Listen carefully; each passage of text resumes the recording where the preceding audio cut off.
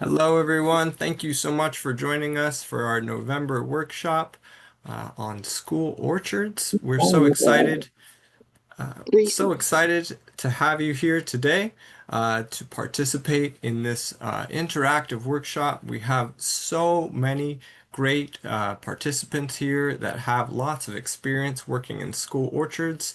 As I said, my name's Ryan Watson. I'm the National Orchard Operations and Education Manager here for the Giving Grove.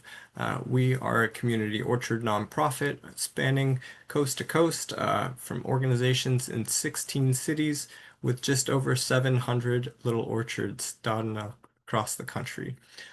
Today we are joined by Richard Hodges from Retree Us in New Hampshire and Maine area, and he is along with his colleagues Sean and Rachel Lynn are going to go over some of these best practices. We're going to have some time to have some interactive discussion about some of the challenges and solutions that we can utilize in our orchards to make the best of those spaces as outdoor classrooms. And with that, I'll turn it over to you, Richard. Great. Well, thanks also for joining today. Just a little background. Us as an idea in 2009, doing outdoor education, working with young people in gardens and in orchards, and just thought how wonderful it'd be for all that programming that was happening at the outdoor school that I was working at to be at the backyard of the school, giving everybody that opportunity. So 2012 started Retrias back in Maine, where I grew up. And since that time, the program has evolved and been working full time on it for the last 8 years or so. And we've really developed a lot, and credit to Rich Lynn and Sean and other folks who have contributed to the program over time and developing models, and as well as the sharing that goes on with the Giving Grove and other affiliates to kind of uh, move this programming forward. I know Kansas City Community Gardens that's represented here has done a lot of work in school orchards as well. And so I think this is just a really great opportunity to share from some of our experiences and from experiences everybody's had to just kind of maximize orchard education. We really want these orchards to be outdoor classrooms. And so that's kind of been a big focus of ours recently. So I could go rambling on and on here. So, but I want to keep it kind of within the color within the lines as much as I can. Uh, yeah, Ryan. Let's see. Where do you want to go next? I think if we can go over some of those best practices that we had laid out, I think that that slideshow from Perfect. Rachel Lynn would be fantastic. Yeah. Yeah, great. So, we're gonna overview some things.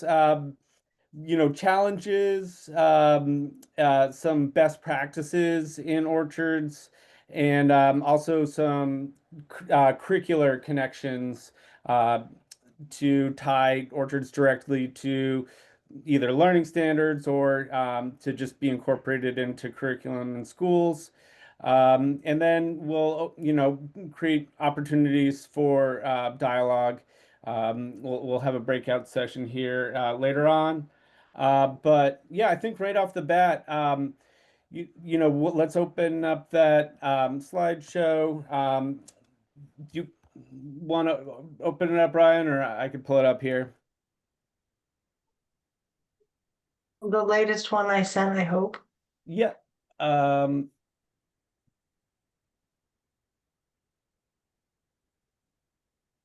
That's not it, but it'll be fine. uh, okay.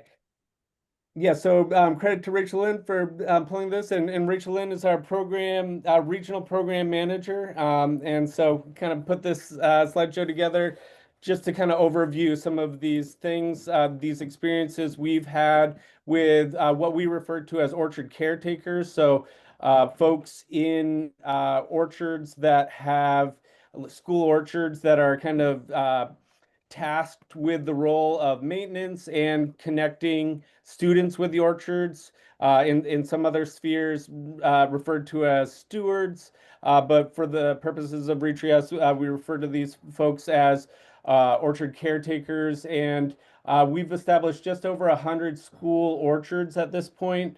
And we're really working hard to have these orchard caretakers paid a stipend, both for accountability and longevity, and also sheer appreciation of the work being done. So we'll kind of get into some of those details, but just want to give a little background as Rachelyn dives into um, some of these slides. Thank you, Richard. So I like to think about the orchard as a learning platform. It's obviously an outdoor classroom for adults as well as children, but our program, as Richard was just saying, the Orchard Caretaker program has two aims. One is engaging students in the orchard, and the other is maintaining the orchard.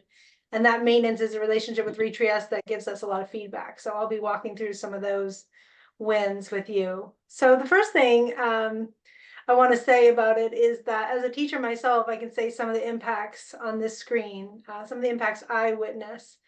Our tool safety turns into confidence, practical skills turn into social currency as they tell stories about what they did in the orchard at home and with siblings and cousins and everybody. Reflection is integration in real time about knowledge they already possess. I can tell you last week I was in an orchard and I asked the kids what happens when the photosynthesis produces energy to feed the roots. And a kid said microbiome.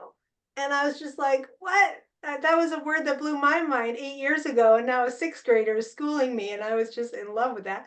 So yeah, they have a lot of knowledge in there already, and they bring it into the orchard. Agency is a huge one, giving them an opportunity to have influence and to cooperate with each other and with living systems can be really hard to measure, but it's definitely happening. And then the sense of place, knowing that they've created a place that other people can enjoy and be nourished by, and they don't even know their name. So it's a sense of belonging that's quite moving. Okay, ready to go on.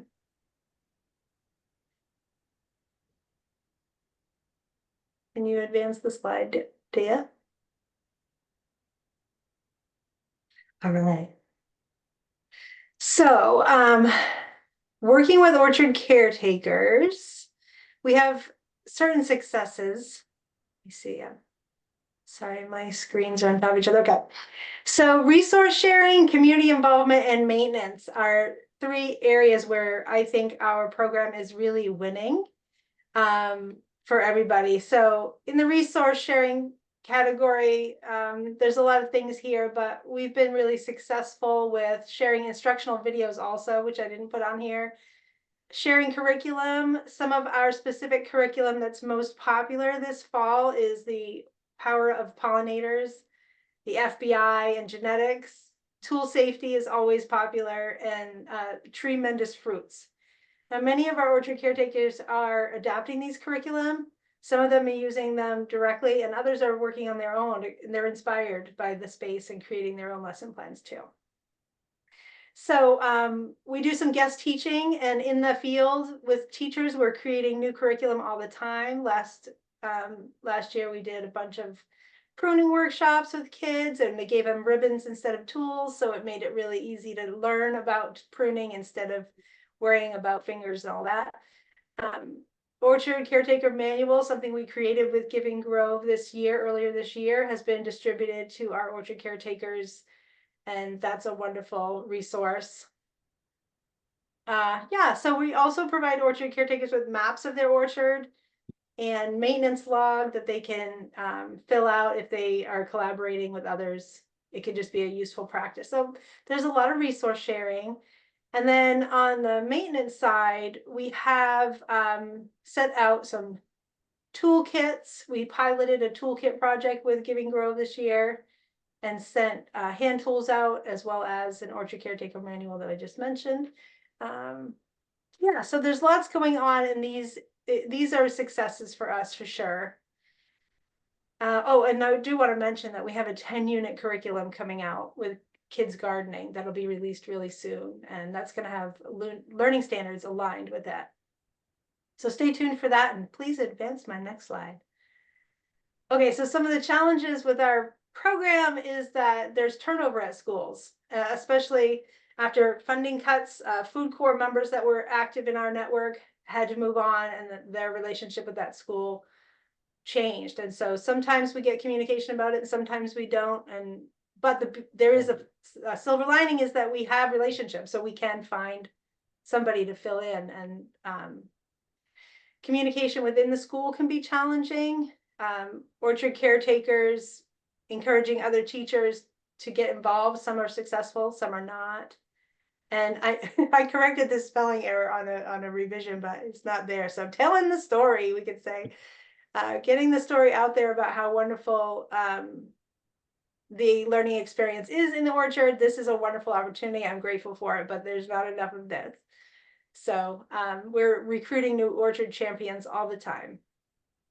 I hope you'll be one. Please advance.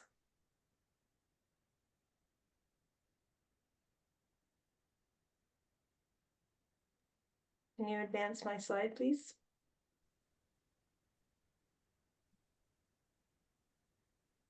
Oh, goodness. Okay. And we can kind of cruise over some of this, because knowing how. Yeah, we can skip over that actually, because yeah, this is the stuff. So when we do, we have orchard caretakers, they agree with us to share feedback about the tasks that they're able to complete in the orchard for the maintenance, and as well some of the curricular pieces. And so this is a actual report chart from this year, from this season, fall 2025.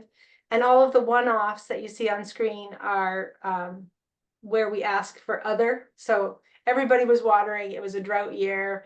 And so, yeah, everybody's doing a really great job maintaining their orchard. And it's great for us to know that that is happening. Believe me, we sleep better knowing that it's happening, right, Richard? Next slide, please.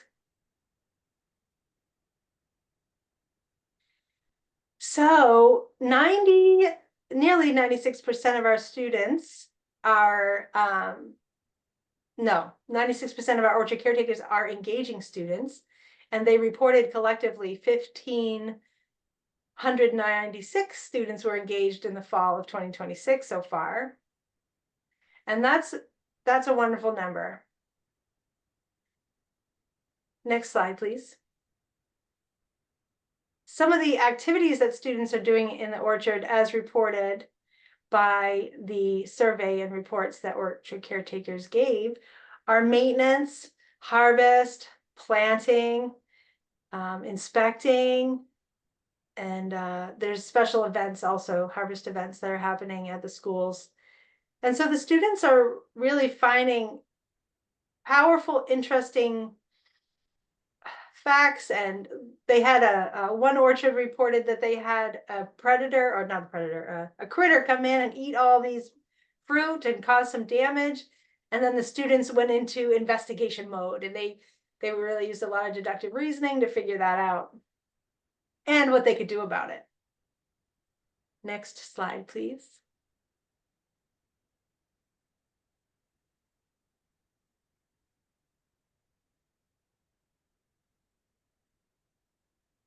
So we get real-time warm data on the harvest at the orchards that our orchard caretakers are managing. So we know that this year there were low yields.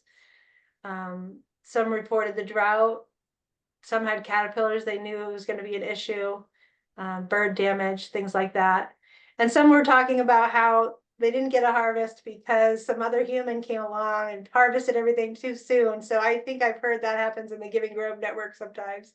and we have to work to signal to the community when it's time to harvest. So the tally amounts varied in our harvest, but we know that there were hundreds of pounds of fruit that were shared with the community around the orchards. Thanks. And I have another slide. Oh yeah, so the moments to remember. This slide, yeah, people loved making applesauce, which is like a mixture of pear and apples for applesauce. And so the eating of the fruit is a big hit. Students have a lot of pride having these fruit grow in their school orchards. Learning engagement is a big one. They're eager to learn about tree care and answer questions. They show a lot of curiosity. It has a real social impact in the orchard too. And I'm just summarizing all of the moments that I remembered, that were remembered and captured in our reporting. But orchard work strengthened classroom connections and improved behavior, some teachers reported, and that's the one that you see on screen. Encouraging communication among students. Outside, sometimes it's easier for them than it is inside, they said. And some students experienced a break, a calm, peaceful experience watering the trees while their campus was widely disrupted. I think I might know who wrote that one. So support and recognition, compost tea, we were able to help an orchard caretaker who had a distressed orchard, a few trees, and we were able to help with some tips and tricks on the fly. So yeah, that's there's a lot going on in the orchards, and I thank you for your time.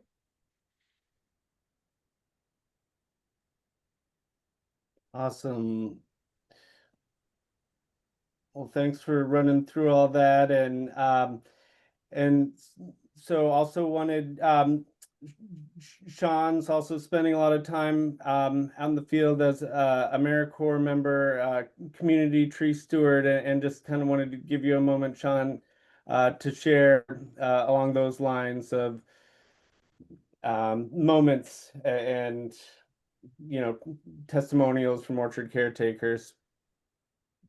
Yeah, absolutely. Thank you, Richard. So I was planning on kind of uh, talking a little, giving a few anecdotes about my experience with one of our new planted orchards in Lewiston, called Geiger Elementary. Uh, so thank you, Rachel Lynn, for teeing this up as well. So I guess what I was thinking was like the big challenge is, succession, making sure that the orchard is taken care of and we have, people kind of following, people that care about the orchard. So one of the integral people to planting the orchard at Geiger Elementary was a food corps member named Lily, who's a rock star, who's a de facto orchard caretaker, while we looked for a permanent solution. Her term ran out, she wasn't renewed, and we were faced with the prospect of having just no caretaker. I love the approach of having an orchard caretaker, an individual versus a committee of people, because people really become accountable. They learn, but it obviously it doesn't work if there's nobody there.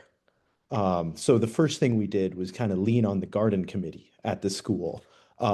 People that were already interested in plants worked at the school garden, which, having a school garden makes it a lot easier to have an orchard, period. But a lot of people were interested, people that may not have been, had the skills, but had the interest and wanted to kind of take that leap. A few potential candidates came up, and the one that worked out was a special education teacher named Caitlin, who's awesome. Her story over the past year is, one of the reasons I really like this job. She came in with no gardening knowledge. She's like, "Oh, I have a black thumb." I'm like, "There's no such thing." She has been developing plant vision, as the year progressed. We started with, pruning, maintenance, everything Rachel Lynn talked about. And now she's kind of developing all those skills. And the goal next year is to just have her run the orchard by herself. So she brings her students out in the orchard when they need some outdoor time to cool down, when she has a group or they need to get their energy out. And it's a nice change of pace that has been really, really nice, in her words, this year. Uh, the orchard kind of offers them a space to be themselves and then has the benefit of helping them start to question their environment, which is that's really cool. She isn't the only person that uses the orchard. Basically, the entire school is benefited. In the spring, we had a STEM teacher start to develop a curriculum around the orchard, and hopefully, he's going to continue to do it next year and the year after too. He brought I think it was about half a dozen classes of sixth graders out as the weather got warmer. We'd go in, we'd talk about biodiversity, we'd talk about pollinators, and it culminated in planting essentially a planting guild below, excuse me, below the orchard, or, on the kind of understory, so to speak, of the orchard. Um, Lewiston Recreation Department, the city got involved using it during the school break camps.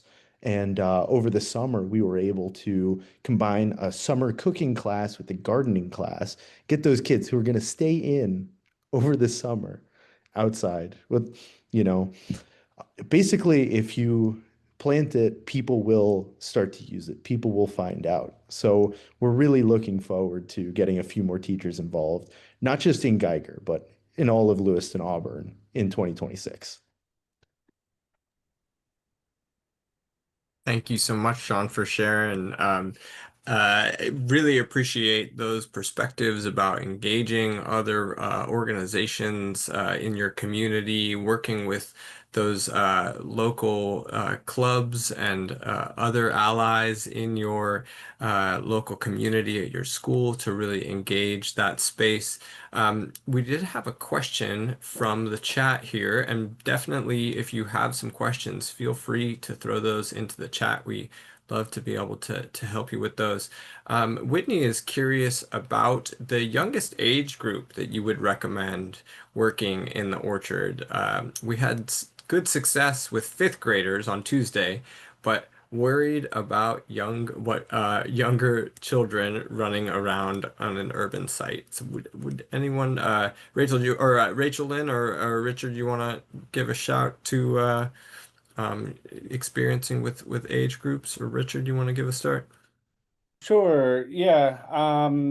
We've worked with from kindergarten through college and in other community plantings with adults of all ages. Certainly, yeah, it's really about kind of framing what you're doing, and definitely I think that's a very valid thing to be thinking about with younger students is will they be running around? So framing what's happening is super important. We'll do orchard plantings with like a whole elementary school. A lot of times we'll start, say, with like the fifth graders digging most of the holes, and have a spiel, educational spiel that run through, and then we'll end up working throughout the day with different ages, and the spiel changes for the different ages that I'll give. And then by the end of the day, the kindergartners are planting the trees, not necessarily with tools, but like pre-dug holes, and in those sessions tend to be shorter. So I think definitely having all that in mind, and experience, just in the classroom, that leaning on, if you're not the classroom teacher yourself, leaning on the classroom teacher if they're out there, or um, I think framing everything and having a plan for it that is age appropriate is really important.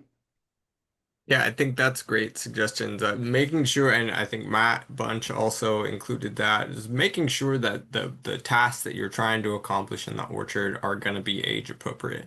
I think also as well is utilizing additional teachers other parents, other chaperones in that community to help to create groups with children is also always a really great thing to do if possible. Spreading mulch is a great activity. Doing the pre-dug holes is certainly something that's gone over really well amongst other members. Watering is a great task. Sean throws in using bottles and reusable cups is a great way to entertain and keep kids engaged. I mean, they really do want to do something in that space. So I think that that is just like a great way to get them lined up to engage and have some fun Can and I create those follow up memories. on my question? Absolutely. So, we have an established orchard we planted in 2016, and so I don't know why I didn't tap into schools. We have three elementary schools within walking distance, and so I'm curious: do people typically work with the same groups of kids all the time, like the teachers go, or is it just like randomly? Because this would be kind of like a local field trip. We're kind of experimenting with that, so I'm curious what other people do? Is it the same kids with the same teacher and they navigate through, or is it more variable? Rachel Lynn, Sean, do you want to jump in? I think it's variable. Um, sometimes, there's like a service club in my local high school, and like those high school age kids will do things not even during the school day, that want to help. And in other places I've seen teachers, there's one teacher on here, I tried to get her to share, but she's organized the work in the orchard by the age group and had the oldest kids starting in the morning with maintenance activity and planting activity, and then prepping everything out for the young ones who came in last. And then they led those younger groups. So it was a beautiful moment, where they're teaching back what they just learned in real time, and the gentleness and the respect that the youngers have for the older kids is priceless. So I feel like, yeah, you can definitely work with multiple age groups. And I hope I'm answering the right question. Yeah. And Rachel, I don't mind poking in there. I just saw your thing. Sorry, I had to move rooms because it's the end of school. But yeah, that's what we did. And we have pre-K through eighth grade. And that's one of the things that really works well in our school is to have the older kids be leaders and really learn something and then teach it to the younger kids. And that the older kids feel so much pride. And the younger kids are like, ooh, the big kids are like spending time with us and showing us what to do. And that also leads to a lot of sustainability, because if the little ones see the big ones buy in on the orchard or any type of project that you're doing, it carries over because that excitement keeps going and going and going. So yeah, we found that model is pretty successful here. Michael Jewell. Katie. That Thank you answers my so much for question. sharing. Yeah, my daughter, I'm just putting all these because my daughter is now elementary school aged, and they use the eighth graders as the chaperones for their field trips to like the pumpkin patch. So what you're saying, I'm like, oh, that makes perfect sense. That's great. And we're gonna have a little breakout room in just a few minutes, about 10 minutes or so, that we'll have one on engagement. And I think also Fred in the chat from Atlanta also recommended that working with local garden club within the school or ecology club is also a really great way if you do want to develop that long-standing relationship with a group of students is a great way to do that. Um, uh, Richard, do you want to go over some of the curriculum resources that we have available for folks to check out? Sure. So I'll just share kind of this is our website. It's kind of a landing page for some of the education that we provide, or that we're sharing from network. So, um, just our process is, schools apply for orchards and then we come plant, and we're trying to scaffold everything with this maintenance program. We do send out orchard caretaker newsletters. So down at the bottom of our website, there's opportunities to sign up for orchard caretaker newsletters. So just like it's, mostly geared around the Northeast and our season of what tasks need to be done. But bring your bag with you. Good job, Noah. there's this just Orchard Learning page. Just also wanted to point out, just on our Orchard page, I do have a YouTube series that can kind of overview some of our lessons, from like planting trees at schools to ecological benefits, talking about the science of grafting. Always use ways to kind of get kids. And like after couple decades of doing outdoor education, I can definitely tell when I'm starting to lose folks, and it's harder for me to tell that on an online workshop. So apologies if people's brains are starting to wander at this point. But when we're out in the orchard, it's easy to see, and so try to use catchy things like have the FBI working for us all the time, just so you know, but not the Federal Bureau of Investigations, but fungus, bacteria, and invertebrates. Kind of got these processes. So this series kind of overviews like a planting and the lessons that we use. Can be an opportunity to talk about math, diameter and radius when you're digging a hole for the trees. Definitely overview a lot of shovel safety anytime you're using tools. And So just things to keep in mind. Also, if you do have deer, there's a little tutorial on the deer fencing systems that we use at the bottom. But just wanted to point that out as a resource. It's really nice that teachers can sometimes show these YouTube videos before we come do a planting. And all of a sudden, like, even though these videos have whatever, a couple hundred views maybe, they think I'm like a YouTube celebrity. So I get some like credibility, but also those YouTube videos are kind of the launching off point for a new series of lessons that we've been developing with kids gardening that Rachel Lynn alluded to. But That will be showing up on our Orchard Learning page, which can be navigated here. Credit to National Ag in the Classroom. We've got links to, existing things. We're not trying to reinvent the wheel everywhere.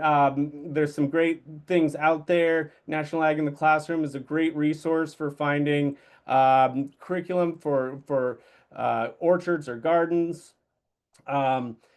Kids Gardening, as I mentioned, and Give and Grow in partnership with Kansas City Community Gardens developed these great activities for different grade levels that we've got linked here.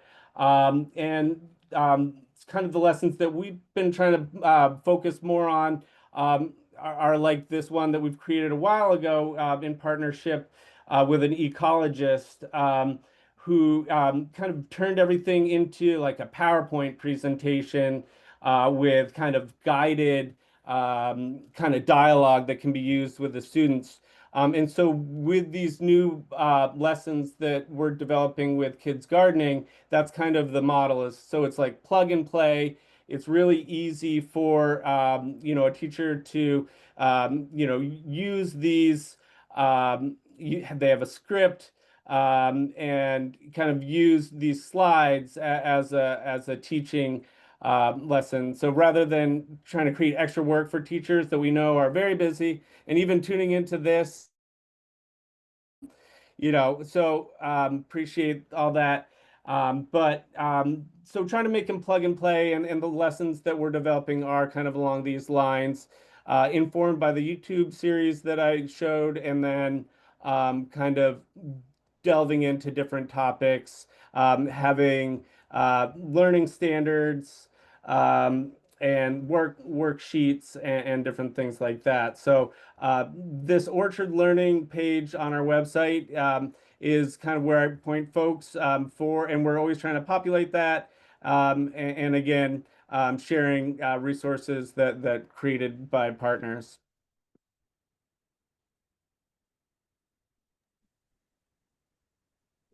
Fantastic. Thank you so much, Richard, for sharing those resources. We also encourage you to check out the resources that we have that Richard has shared. We put that link in the chat there, as well as some of those lessons that are available on the Giving Grove website, all for lessons for all ages.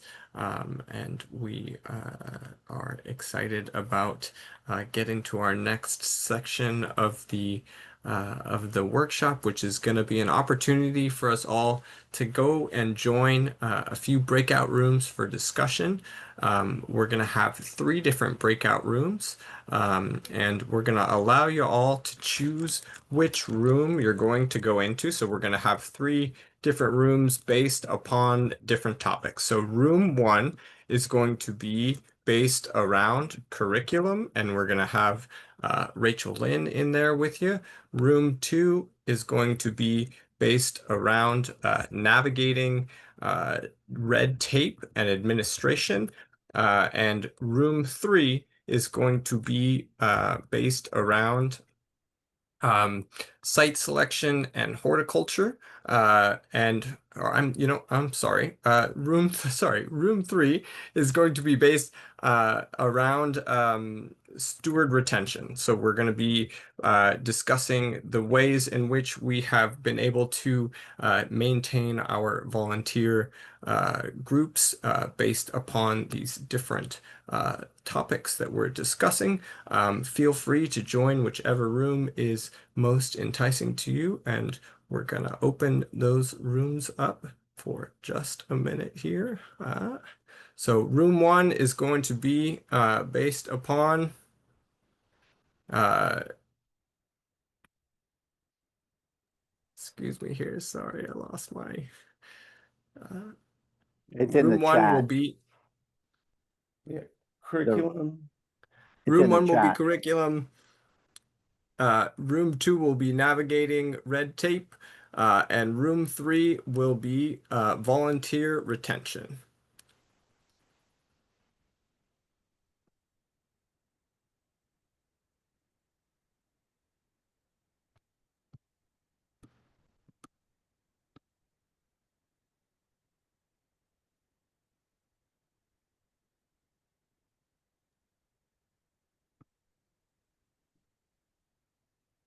So how do we get into those rooms? Oh, is that not okay? That is.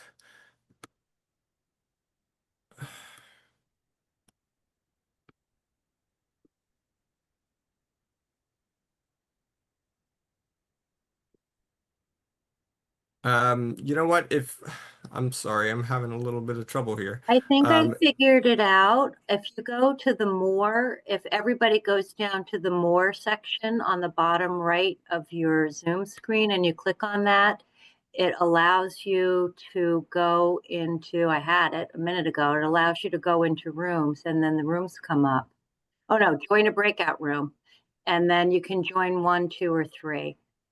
so room 1 is going to be based on curriculum. Room 2 will be navigating red tape, and room 3 is going to be steward retention, volunteer retention. So we'll see you back here in just a few minutes, everyone. Uh,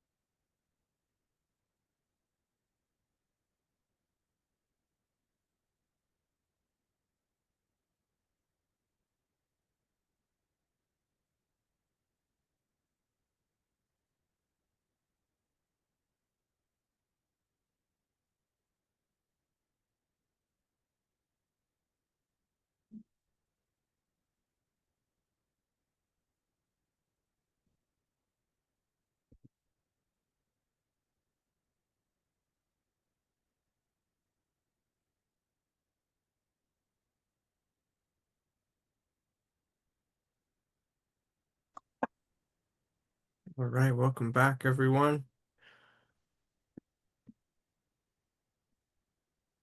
Well, I hope that we had some really nice discussions.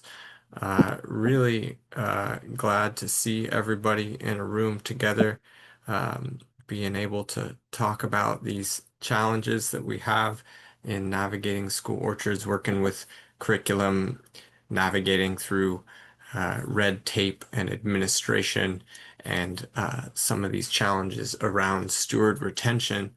Um, do I have any volunteers of folks who would like to share some of the things that we heard in those breakout rooms?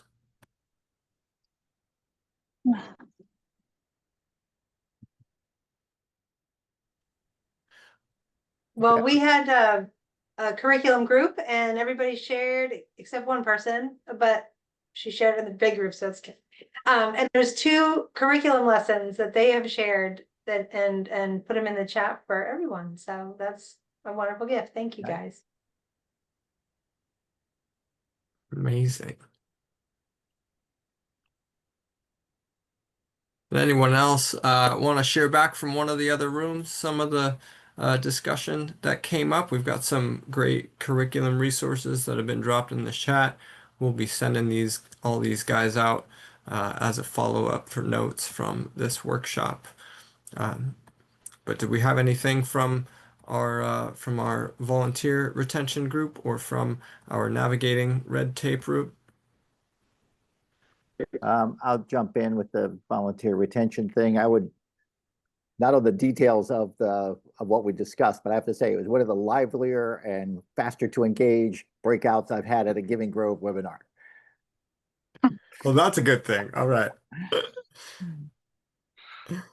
Yeah, it was really fun comparing and contrasting our like different kind of approaches. And like I talked about our the stipend, and you guys talked about how, you get volunteers to come to you. So you don't necessarily need a stipend and you have the same amount of volunteers. So it's cool to see, what works here, what works there, and lessons for that. I think also this idea that has come up multiple times of being able to engage multiple different audiences within your school to be able to create that buy-in from your community. So if you can have a greening club that you're doing, if you're able to throw a party for your orchard or a harvest party or an orchard birthday party to engage people in that space, to have more relationship, I think that starts to build that support within the orchard as well. Trying to engage as many staff members as possible, obviously, is an ideal scenario. But really, like getting into that engagement with as many folks as possible. Matt, did you have anything else you wanted to share from your experience? Well, I was just going to say on that whole orchard birthday party, yeah, we have recommended that not just schools but all orchards do take a little time and celebrate their orchard birthday, the day they were planting. It's always a special time to gather around the trees, and of course, kids can get around that pretty easily. And we do have some schools that they do take pride in that whole birthday celebration. As far as from the navigating red tape, the breakout that we were in, I mean, Richard and I commiserated a little bit with Tony about just who do we talk with administration, with facilities, and who is that point person with these schools? And a lot of this depends upon, okay, is this a larger school district? Then you have to go to oftentimes head of facilities. And then you need to drill down and find out, kind of what the 10-year plan is or what the 5-year plan. Some of these districts, they go through building renovations and things are on a schedule. And so, well, comes out turns out 5 years from now, hey, guess what? That green space is not going to be green space anymore. So, so when we're working with these schools, with these classes, with these teachers, with these parents that want these orchards, we have to go through the different levels of bureaucracy to figure out, okay, can we actually do this here? It's not as simple as just stewardship and water, but it's what is the master plan, and can we do this? And then also, is there going to be some of the backing of, let's say, the curriculum and all of that that will get the students engaged, that will get the school engaged, get the teachers more engaged too. So it can be a little bit of a challenging patchwork sometimes. Absolutely. And, I think this kind of does speak to that idea of just uh, as much as possible engaging that wider community. I think back to our first workshop from this season in January about engaging community in your orchard is, it is really one of the core ways in which we can do our best to navigate some of these challenges that come about.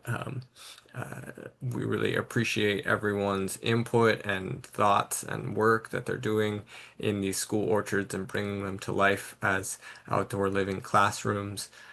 Richard, did you have anything else you wanted to add before we kind of move into the next section of questions? No, just, really appreciate all the work everybody's doing out there, and it's not always easy, but it's definitely pays off, and we're just working together to constantly come up with solutions to this. So really appreciate this forum as well, because working collaboratively is how we figure out the best ways to keep making these orchards as impactful as possible. Well, thank you so much for sharing your insights with us, for all these resources that we have. Again, we'll be sending out some notes, some of these collective ideas that are put together, and some curriculum resources for everyone to share after this meeting is over. But with that, I think that we're ready to take on some questions. If anybody has some questions, we've got a lot of great people in the audience that know a lot about working in school orchards. So happy to have that. Just feel free to unmute yourself or raise your hand. Claudia, yes, go ahead. I just wanted to double check, and I did ask Richard about this. He helped us plant our orchard. I think we're 3 years old now. And when I came in July, we had beautiful little peaches on our trees, and we had one apple that was just loaded with apples. And then when I came back in September or late August, the peaches were all on the ground. They had all fallen off. They didn't ripen, and the apples were just gone. No sight. No, not an apple in sight. Nothing. And none of the other trees produced anything, and no pears. So it was a little discouraging, because I was like sort of building people up. This year we're going to have we're having a harvest, and it's going to the cafeteria. And so I guess that's just sort of the life of a farmer. But we do irrigate, so we have irrigation on the tree, so it wasn't the drought. And I feel like we did something wrong, like we missed something, because there's nobody here in the summertime really. We have an orchard caretaker, but I didn't get any feedback. Yeah, and 3 years is still pretty young, for these. So we kind of typically don't expect harvest to happen too much until like year 5. Mhm. But with that being said, peaches can produce younger. And it seems like, I mean, I almost want to have like a game camera in your orchard, because it sounds like something interesting's going on there. Um, you know, if all the apples are gone, I don't know. I mean, there wasn't a trace of an apple, not like a rotten apple on the ground, not anything. It was like they just evaporated, Whereas the peaches where you could see on the ground. So it was just interesting. And the peaches just, I don't know if this variety, but they never got bigger than an apricot before they fell. Well, one thing I might add in there is, well, it seems with the case of the mysterious vanishing apples, I mean, I second kind of Richard's thought about kind of wondering how it is that they disappear in terms of what it exactly is it a critter or is it a human kind of aspect of thing? And if it's humans, I mean, that is a whole separate challenge. I think signage is a really Yeah. helpful way to be able to identify when things are ready to pick and when they're not ready to pick. It is one of the challenges of working in a public space as well. And then as well on the peaches on that small side, one of the things is making sure to try and get out to thin the fruit in the beginning of the season. Really, especially in the Northeast in your climate, a lot of those varieties are intended to kind of overflower. So when they do have really heavy fruiting years, probably going to produce a lot of small fruits on them. Those sometimes may overburden a tree and it may cause them to drop some of that fruit. So making sure that you're getting some good spacing on your peaches in the springtime. One of the great things is you can make some fertilizer out of those peaches by soaking them, those peach thinnings by soaking them in water, spraying them back through the Korean natural farming. Also, our fermentation workshop in August showed about turning them into something like an olive. So that was a great one as well. We'll send out a link for that afterwards. But thank you so much for that question, and hopefully for more fruitful years in the future. Do we have any other questions? Well, we've got these great educators all gathered here. All right, well, fantastic. We thank you all so much for joining us.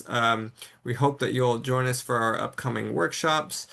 Please do make sure to check them out. And also, as well, if you can, we really do appreciate for you to fill out our survey. That helps us to understand what it is that you took away from this workshop. It just helps us to improve for the future. I dropped the link in the chat there. We really do appreciate that. Helps us to keep providing these free workshops for you on a monthly basis. We'll be unveiling our calendar for the 2026 season. We've got all kinds of fun things in the works for our workshops for next year. So thank you so much. Thank you, Richard, Rachel Lynn, Sean, everyone for all the work that you're doing to make these outdoor orchard spaces really great, ideal outdoor classrooms. And we hope everybody stays warm, and we'll see you all in December. Thanks so much. All right, thanks.